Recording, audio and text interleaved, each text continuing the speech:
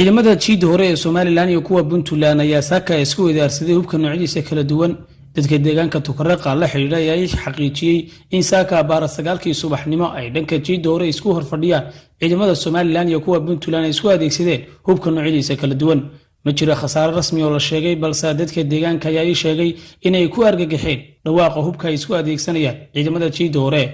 dhawaan ay ahayd markii taliyaha guud ee ciidamada Soomaaliland Sareeye Gaas Nuux Ismaaciil Taani uu kormeer ku tagay qaar ka mid ah fadhiisimada ciidamada jiida hore ee Tukaraq ee Soomaaliland labadii sano ee u dambeeyay ahaa kuwa aan wax xaalad nabadgelyo la'aan ay ka soo cusboonaan deegaankaasi Tukaraq iyadoo dadka reer guuraaga ay ka qaxeen deegaankaasi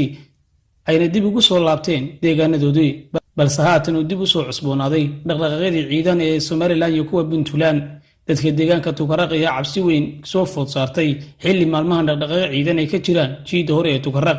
labada dhinac ee Soomaaliland iyo Puntland ay ku sugan deegaankaasi ay noo suurtagali weydeen wax ka weydiino xaaladda haatan ay ku sugan tahay deegaankaasi